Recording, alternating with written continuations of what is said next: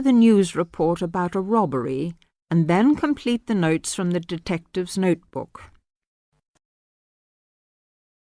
First, you have some time to look at questions 1 to 6.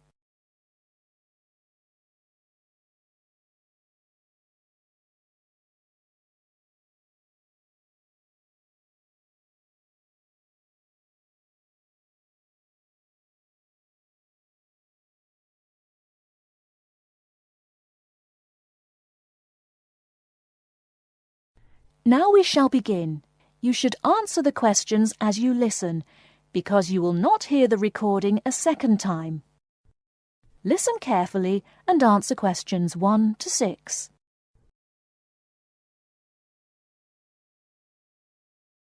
There has been an armed robbery this morning at the Halifax Building Society's branch on Edward Street. John Brinks is at the scene with Detective Sergeant Henry Lawson. Detective Sergeant, can you tell us what you know about the robbery? Yes, the raid took place this morning, shortly after 11:30, when a man accompanied by a woman went into the offices of the Building Society and asked to see the manager. There were no other customers in the building at the time. They were let into the manager's office, and the woman produced a gun from her handbag. Then they took the manager back out of his office and made him tell the cashiers to hand over all the money they had in the tills and in the safe. It came to about $25,000. Presumably, you have a number of witnesses. Yes, we have a good description of both of them. The man was about 1 meter 80 centimeters, around 35 years of age, with blue eyes and short, curly red or ginger hair. He was wearing jeans, a green sweater, and a 3/4 length blue coat. When he spoke to the cashier when he came in, he called himself Mr. Erickson, but we doubt whether that is his real name. But we do know that may be his real name. He also spoke with a strong Scottish accent, which may help us to trace him. Before you hear the rest of the conversation, you have some time to look at questions 7 to 10.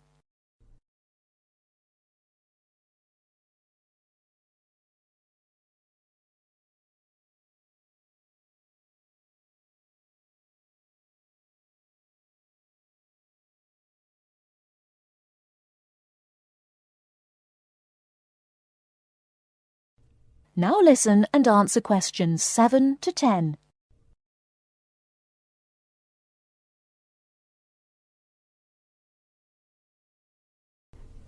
And what about the woman?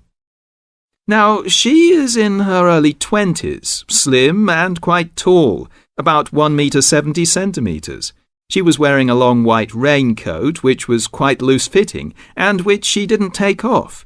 She had a beige handbag, which they used to hide the gun in.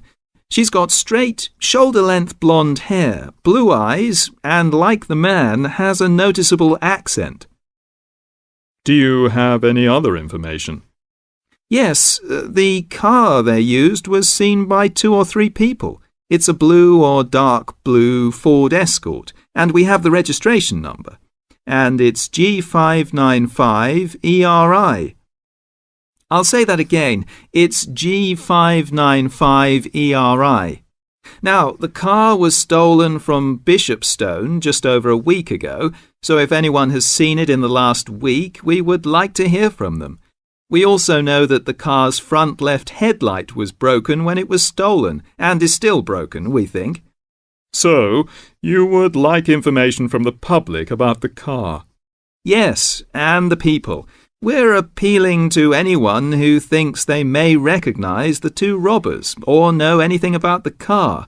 We've set up an incident room in Swindon, and the telephone number is 774529.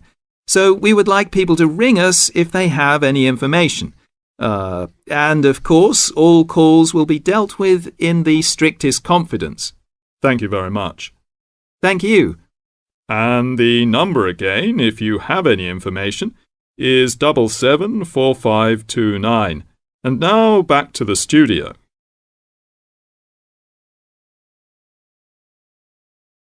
That is the end of part 1.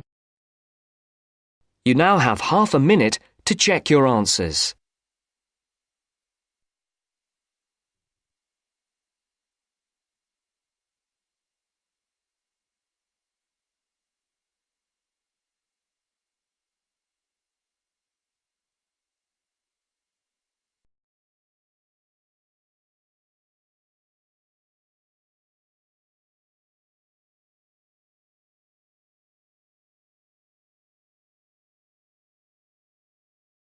Now turn to Section 2.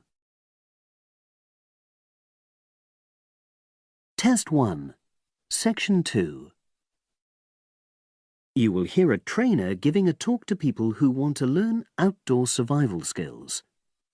First, you have some time to look at questions 11 to 16.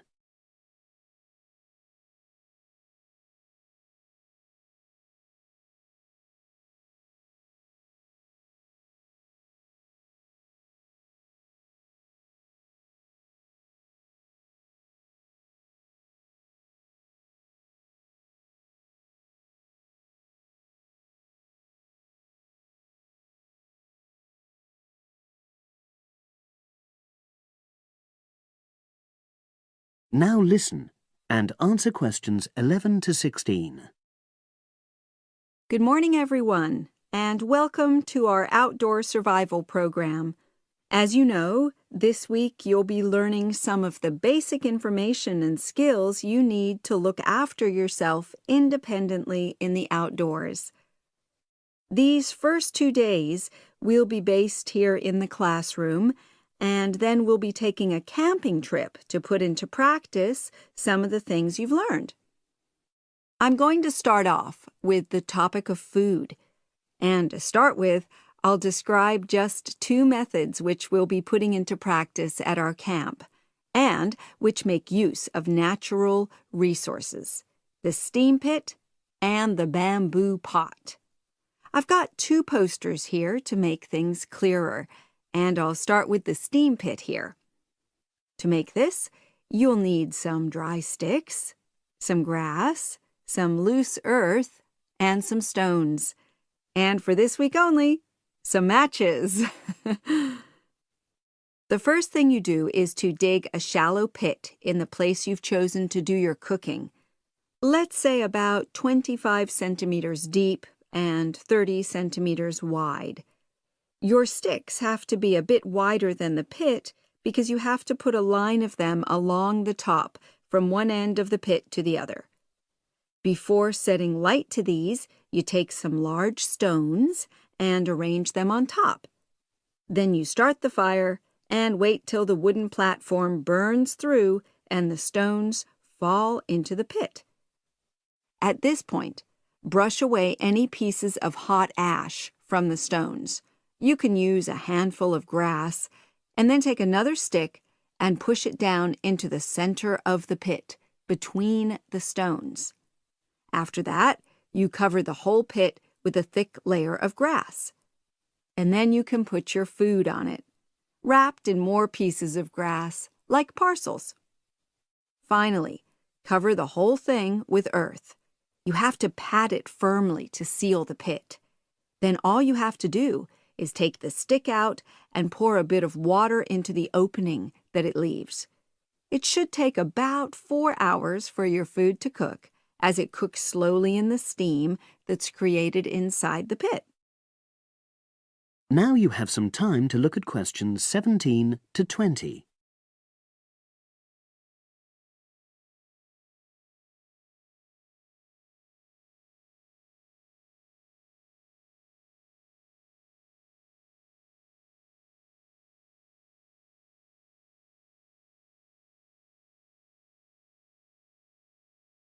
Now listen and answer questions 17 to 20. So, simple but effective. The other method you're going to practice this week is the bamboo oven. Now, the steam pit is ideal in certain conditions because the heat is below ground level. For example, if there's a strong wind and you're afraid a fire might spread. But when it's safe to have an open fire, you can use the bamboo oven method. You get a length of bamboo, which, as you probably know, is hollow and consists of a number of individual sections with a wall in between. You use a sharp stick to make a hole in each of the dividing walls apart from the end one. Then you lean the bamboo over a fire, with the top propped up by a forked stick and the bottom sitting on the ground. You pour enough water in the top to fill the bottom section, and then light a fire underneath that section to heat the water. Then you put your food inside the top section, and the steam coming up the bamboo through the holes you made cooks it. I'm going to move on now to food itself and talk about some of the wild plants you might cook. I'm going to begin with fungi. That's mushrooms and toadstools. I'm sure you'll be aware that some of these are edible and they're delicious, but some of them are highly poisonous. Now, whether they're poisonous or not, all fungi that you find in the wild should be cooked before eating, because that helps to destroy any compounds in them that might be mildly toxic. But be aware that any amount of cooking won't make poisonous varieties any safer to eat. Unless you can definitely identify a fungus, you should never eat it. It's not worth the risk. And you need to be really sure, because some fungi that are poisonous are very similar in appearance to certain edible varieties. They can easily be mistaken for each other.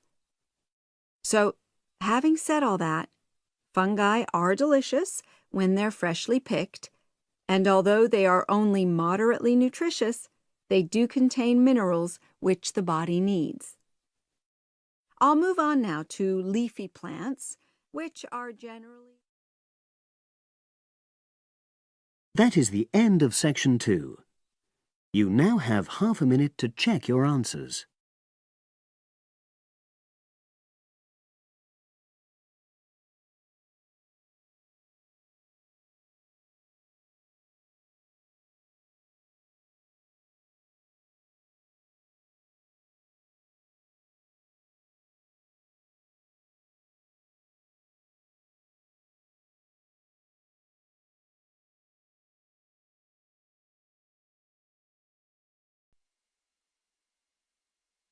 Now turns to part 3. Part 3. You will hear 2 geography students, Jack and Katie, talking about a field trip to Kenya in Africa. First, you have some time to look at questions 21 to 24.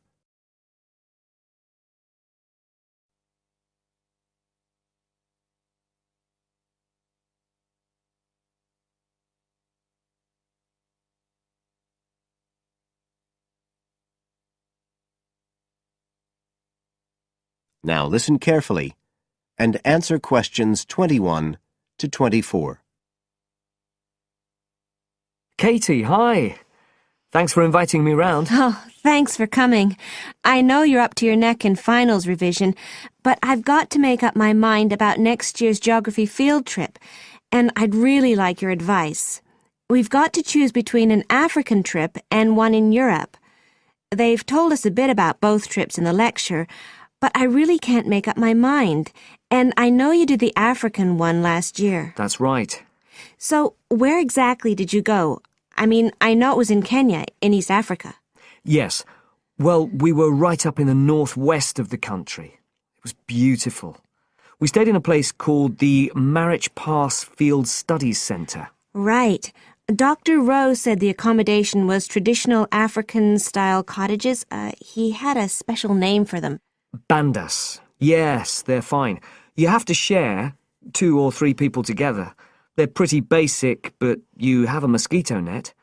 They don't provide spray, though, so remember to take plenty with you. You'll need it. And there's no electricity in the field centre. You'll have hurricane lamps instead. They give a good light. It's no problem. What about places to study? Dr. Rowe said there was a library?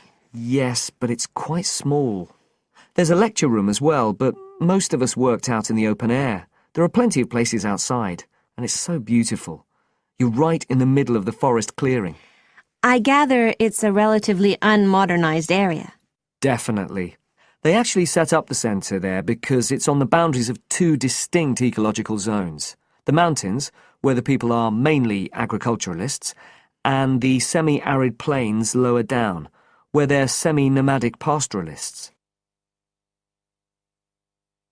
Before you hear the rest of the conversation, you have some time to look at questions 25 to 30.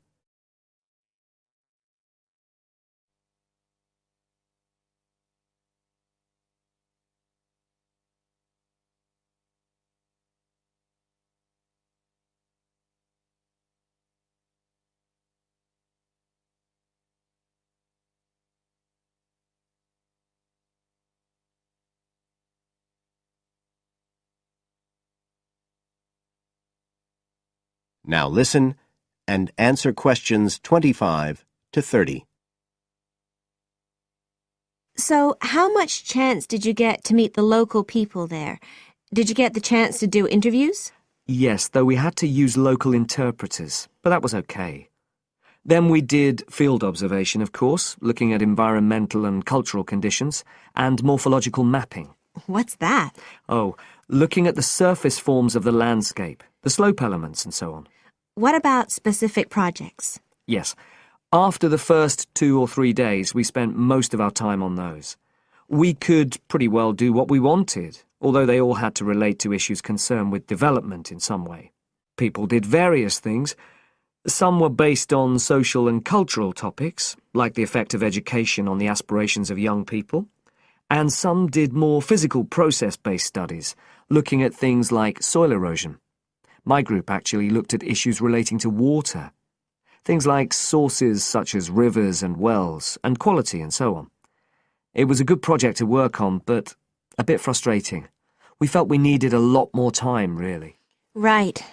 Dr. Rowe did say something about limiting project scope. Yes, he told us that too at the beginning, and I can see why now. What else?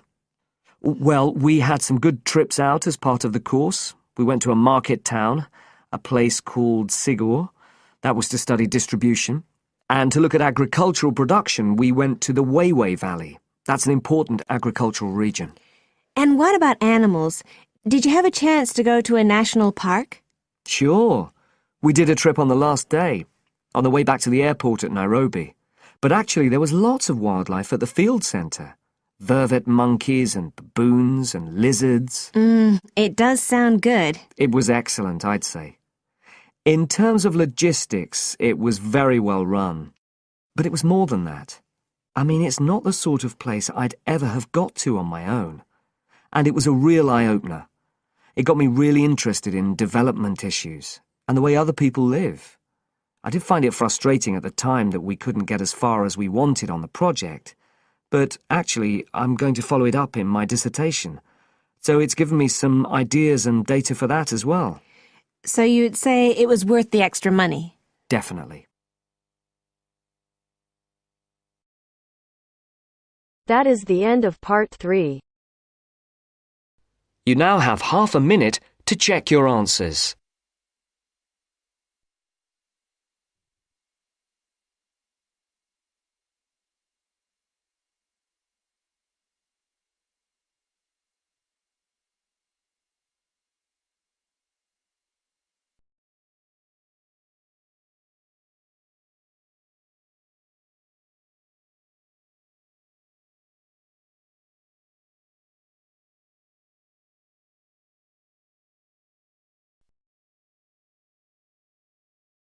Now turns to part 4.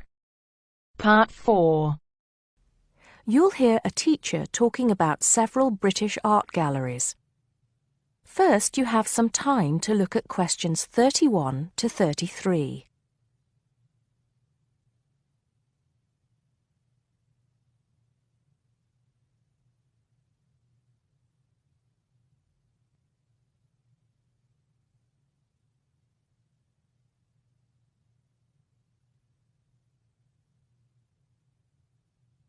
Now listen carefully and answer questions 31 to 33. Good afternoon.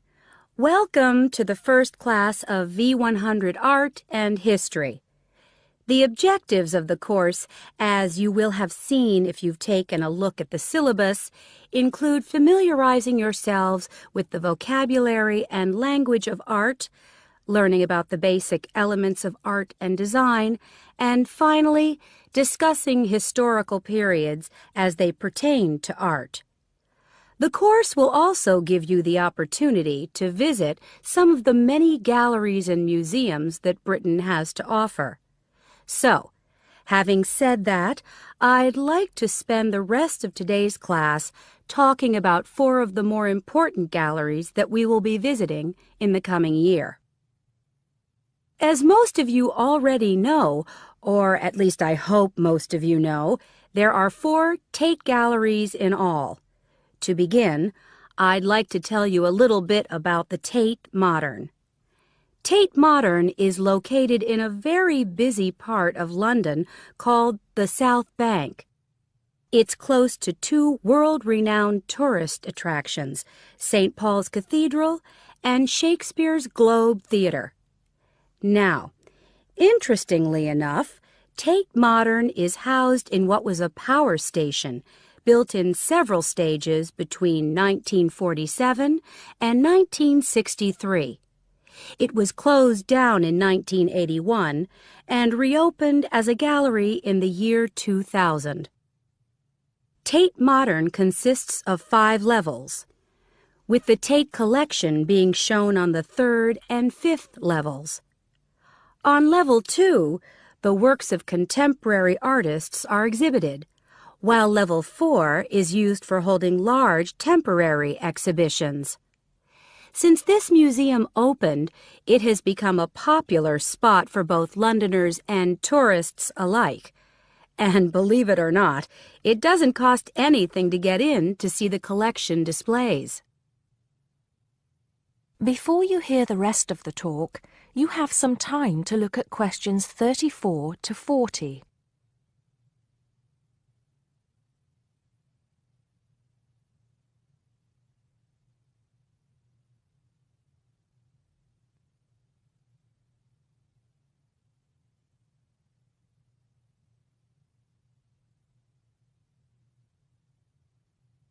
Now listen and answer questions 34 to 40. Now, the second gallery I'd like to talk about is Tate St. Ives, which is in Cornwall. It was built on the site of a gasworks, and it overlooks Porthmeor Beach. Tate St. Ives is housed in a 3-story building that was designed by the architects Evans and Shalliff. It was established in 1993, 7 years before Tate Modern was opened, and the gallery exhibits the works of modern British artists, including members of the St. Ives School, a group of artists living and working in the area from the 30s onwards. In later lectures, we'll be looking at the work of some of the artists who belong to that group and the ways in which they influenced each other. Okay, am I going too fast for any of you? No? Good. Next, I want to talk about Tate Britain, which is a gorgeous gallery situated right in the heart of Westminster. Tate Britain was the first of the 4 Tate galleries to open, and it was established in 1897.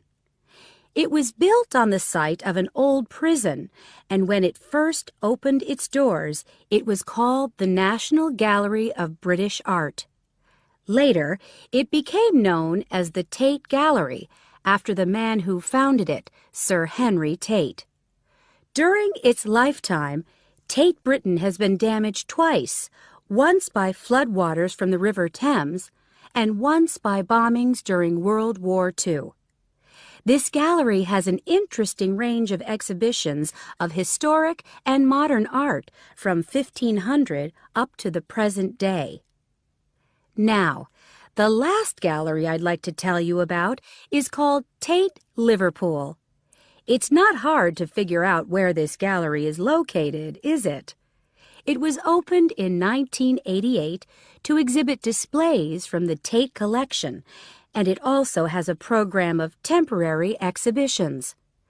Tate Liverpool is housed in what was once a warehouse, and for some years it was one of the biggest galleries of modern and contemporary art in the UK. Well, that's a brief overview of just a few of the galleries we'll be visiting. I'd like now to look in a little more detail at what you can expect to see in each of these galleries, starting with Tate Britain. That is the end of part 4. You now have half a minute to check your answers.